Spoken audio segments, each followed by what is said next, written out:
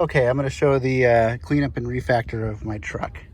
So for anybody that saw the last video, I had this RFID scanner right here, mounted right there, and I would scan my ring. And that was how the ignition would turn on.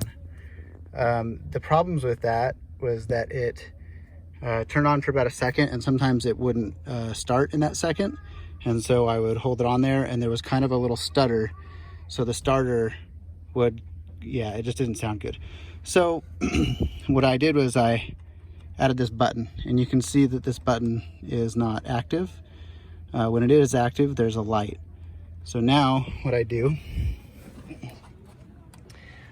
I got this, and if I lock it, so locking doesn't change anything, but when I unlock it, I now open this, and this button is now active. So there's a relay in here that it turns on to enable the button and turns on the light. So then over here, I can flip that on and then hold down the clutch,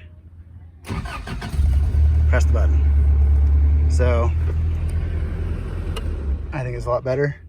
It feels a lot better. And I don't have to worry about like the complexity of having two RFID readers.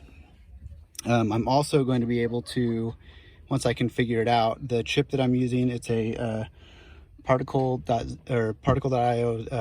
Xenon chip, which has Bluetooth on board, which I've been able to access the Bluetooth. So my plan is to be able to, when my phone connects to it, it will enable the relay and unlock the doors. Oh, and see there, it turned off.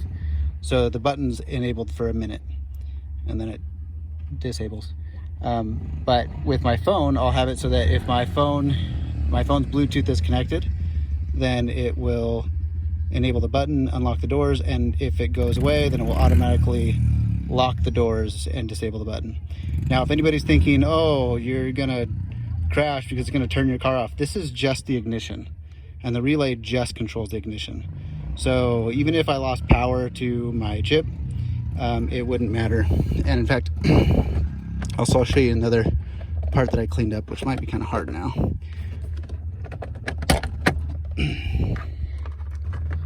So this is one of the reasons why I really like having a printer. But see, I was able to print this board where all my components fit properly. There's the 4 relays, 3 of which that I use to control the doors, and then my Bluetooth amplifier. By the way, that's only $20 on Amazon, and it's a 100-watt amplifier.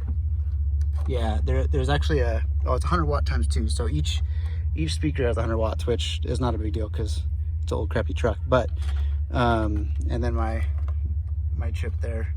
So I'll slide this back in there.